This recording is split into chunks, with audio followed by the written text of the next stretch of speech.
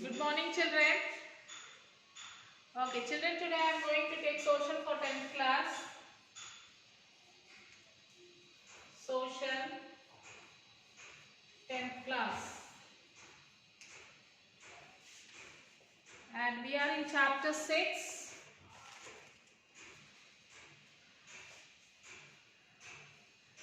That is the population.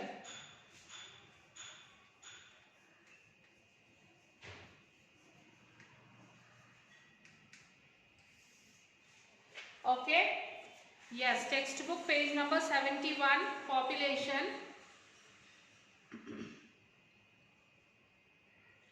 Population is a pivotal element in the social studies. When we refer to development for all, it is people that we have in mind. So especially to include those who are normally marginalized in the process of development. The idea of equality is used with the reference to people. On the other hand, you often hear people blaming population growth for all the problems we face. So, whatever the problem is there in the country, so simply people blame that it is the problem is we are facing today because of the population. Okay, they blame the lack of jobs, food and resources on the fact that we have to share this with many people. So if they are not getting proper job, they blame the population. If they are not getting proper food, they blame the population. If they are not getting the proper resources, they say because of the population. Because of the growth of population, we are not getting the jobs. We are not getting the food. So like this, people blame unnecessarily, people blame the population, the growth of population. 92% of the working people in India are in the unorganized sector. So 92% of the people are working in India in the unorganized sectors. Most of them are casual laborers or self-employed workers who have to struggle for work. So from this 92%, most of them are self-employed and some are the casual laborers.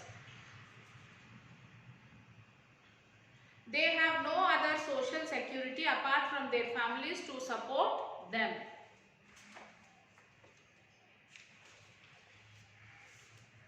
They have to struggle for work and have no other social security apart from their families to support them.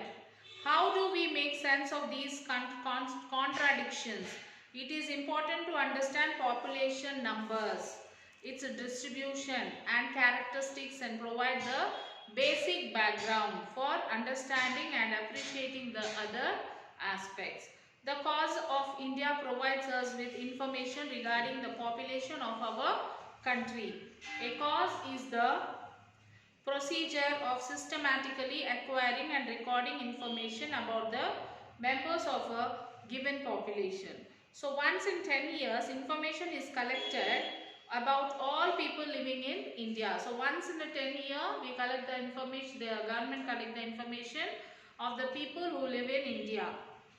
The people who do this survey go from house to house and find out the number of people living in every house in every village, town and city. So how they count the population? Like the people who do this survey work, they go to each and every village, town, city, and they visit each and every house, and they will write down how many people are living in each family. This census provides us with a lot of information such as how old people are, their occupation, house, education, religion, etc. So by this survey, we can get the information like the people, how old the people are in one house or in that village, and what are their occupation, and house, education, and what are their religion. So from this survey we can get all these informations. Thus, Registered General and Census Commission of India organize the collection and recording of this information. So before we find out more about the census, let us survey our own area and examine the kind of work done by the census. So conducting a survey, so like the survey paper will be like this, children. Each group of 2-3 students will collect data from 10 families of their locality. The survey form is given below. Each group will fill in the details and construct the table indicated. Based on the table presented by each group, the class will discuss the question. So this is the survey report, children. You will have to fill up this, like household, one, what sex, male or female, age, whether they are married and unmarried, all these forms you have to fill up.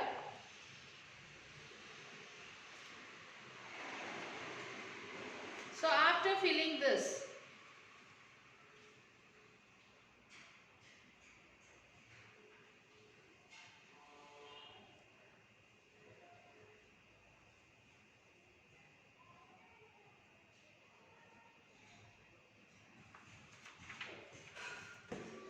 so you have to fill up this, children. Once you can try this with your neighbors, fill your neighbors' details. Okay. Now what does census show? Age structure. The age structure of a population refers to the number of males and females in different age groups in a country. So age structure shows us number of male and female are there in our country who are different from age groups. It is one of the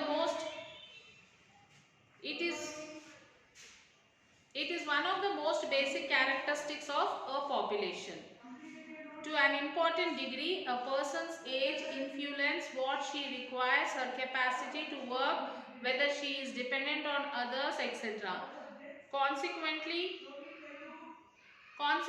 the number and percentage of children in a population, people of working age and aged persons are notable determination of the population's social and economic structure.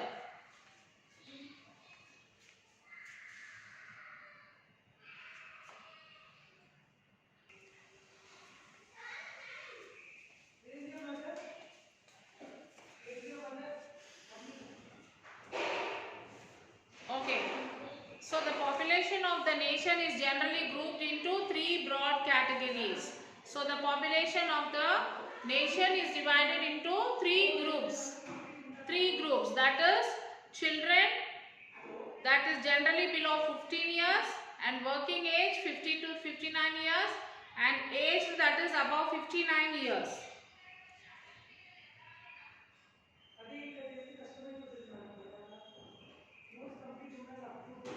Children generally below 15 years, they are taken care of by the family and like everyone else. They require food, clothing, education and medical care and all other opportunities. So the children who are generally below 15 years will be taken care by the family members. And also they give all the requirements like what they require, like food, clothing, education, medical care and other opportunities. However, usually they do not earn their income to support themselves. So the children below 14 years, they won't earn, so they don't have money, so they depend on their family members. It is not desirable that some children are forced to work because of their economic conditions. So some children are forced to work depending on their economic conditions. Working age 15 to 39 years. Usually this group forms the working population in a society. So usually from 15 years to 39 years, this group forms to work in the society. They work in the society, they go for the job. And working population, this comes under the working population. The age below 15 years does not come in this working population. The age from 50 to 30 years, they come in the working population society. They are also biologically reproductive. Most people most people in this age group desire decent income and security of work. So children and the aged often depend on the earnings of this group. So children and the aged, above aged people, they depend on this group because this group is earning group. 15 years to 35 years group is earning group. So the children group, below 15 years group and above 59 to 60 years group, these two groups depend on this group, working group. Next, third one, aged above 59 years. Those who have been in a salaried employment or in organized sector may get retirement pension. So those who are working in a salaried employment or in an organized sector, they get the pension after the retirement. However, a vast majority of agriculture laborers, domestic workers, construction workers and other usually continue their work as long as it is physically possible.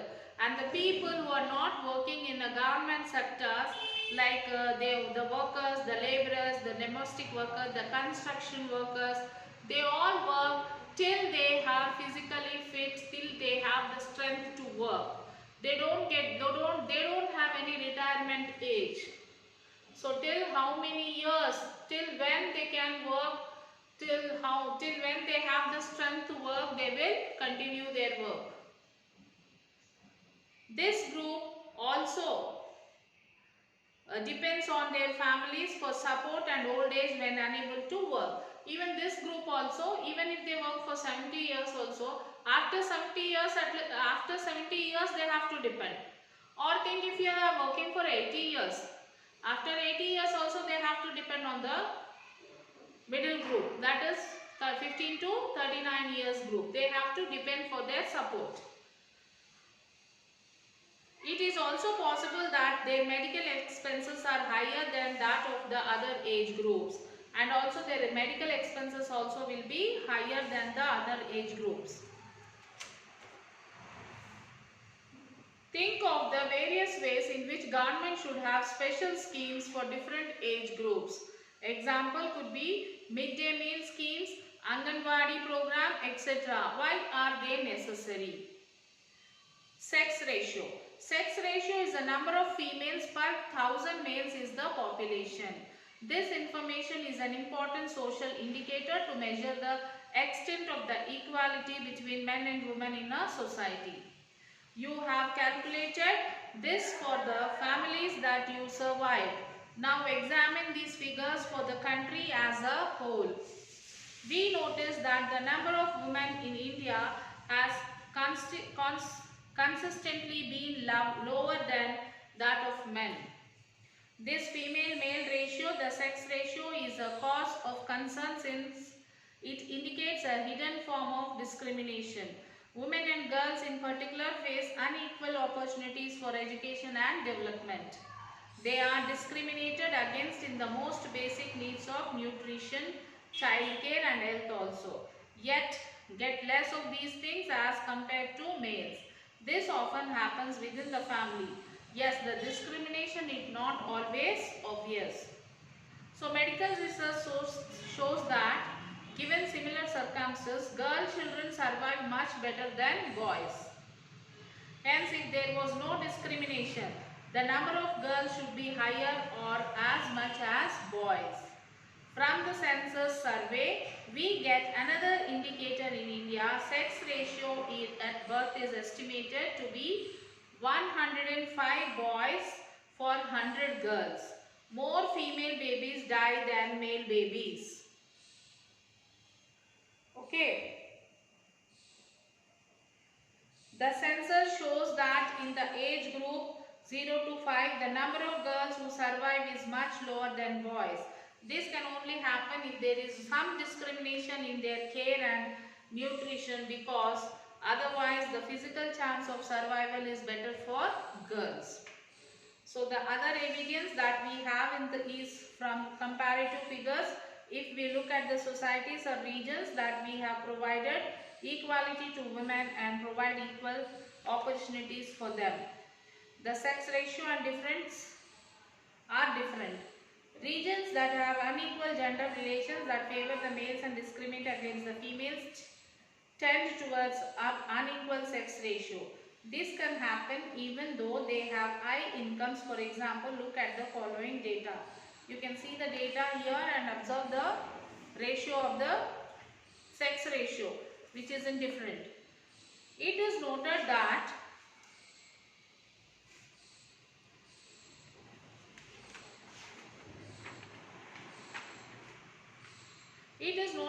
which India contain parts like Kerala have the positive sex ratio, while some other regions are extremely based against women.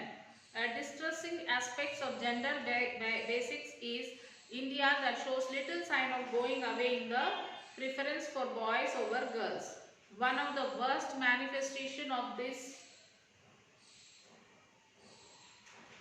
pro-male basic is the relatively higher mortality rates of the girls compared with boys. This is mainly because of the quiet violence of the neglect of their health and illness in comparison with the attention that male children receive. There has also been the case of female selective abortions due to the preference for male children. Parents may decide to abort the female child before birth.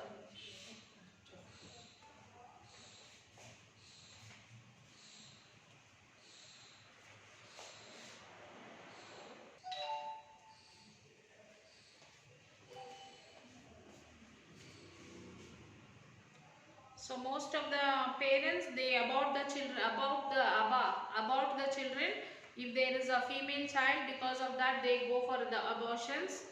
So due to the preference for male children, parents may decide to abort the female child before birth. So they give the preference to the male child. So before that, what the parents will do, if they come to know that the baby is a female baby, so before the birth only they abort the baby. Many families consider female children as a burden. So many families think that the female child is a burden for them. So that is why they prefer the male child. Many studies have shown that the priority for male children in health continues for adults, raising the mortality rates of the even adults women above those of the adults.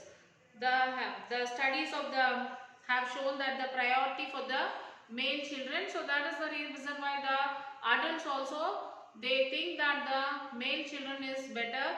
So we have they think that the girls are burden for them and they give preference for the boys. Women's education has been a powerful force in reducing discrimination against women. There is definitive evidence that women's literacy and schooling reduce child mortality and work against the selective neglect of the health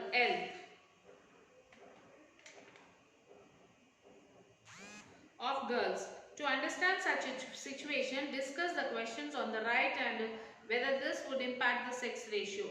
So you can answer these questions, children. The left side some questions are given. Read that question and you yourself give the answers for that. So next is literacy rate as per census of 2011. A person aged 7 years and above who can read and write with understanding in any language is treated as literate. Okay, the person who is aged of 7 years, if he is able to read any of his language, if he is able to read and write any of his language, understanding any language, he will be considered as a literate. Okay, he will be considered as a literate person. Literacy is the key to socio-economic progress in the country. So at the time of independence in 1947, 12% of the population was literate. So at the time of independence, when we got independence in 1947, the population of the country, from that only 12% of the population are literate. Literate means who can read and write any language. In 2001, it was 65%. So in 1947 it was 12%, only 12% were literate, and by the time 2001, the year 2001 year, it became to 65%. So 65% population is literate.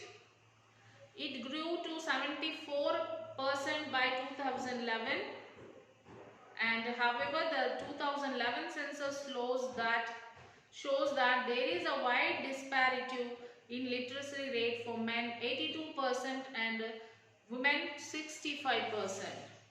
So by 2011, after that it has become to 82%. So from out of this 82% of the men are literate of 82% population and women 65%. So now working population. It was pointed out earlier that those who are in the age group of 15 to 59 are working people. So already we have discussed about the age from 15 to 39 or 59, they are considered as a working population. They might work throughout the year or only for a part of the year. They can work throughout the year or only part of the year. This depends on the availability of the work. Whether they have to work throughout the year or whether they have to work a part of the year, it depends upon the availability of their work. As discussed earlier, this does not cover the unpaid work of homemakers. Okay, the Census of India groups them into 4 categories. Cultivators are farmers who farm or supervise the land that they own or take or rent, and agricultural laborers who are those who work on others farm. So cultivators and farmers are the workers who farm or supervise the land but that they own. Their own land they work, they cultivate. They are called as cultivators or they are called as farmers. And next one, agricultural laborers means who don't have their own land, they go and work in others' land. And farms for wages in cash or kind. Workers in household industries would be those who are manufacturing or repairing some products at home, such as dusting of paddy, beedi workers, potters, weavers, repair of footwear, manufacturers of toys, matches, etc. And other workers would be those who are employed in factories, trading, casual labor and all other occupations. So this is what about the literacy rate, and now it's a time for you to read the lesson, children. Read the lesson, and behind the lesson you have some of the keywords, and write the question answer for first question and the second question. So before writing this first question and second question answer, you will have to read the lesson, children. First you will have to read the lesson and then you attempt the question answers.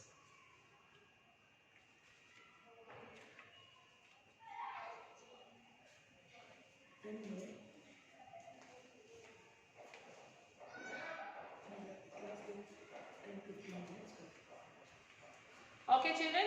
So write the question answers and send it to the school mail ID.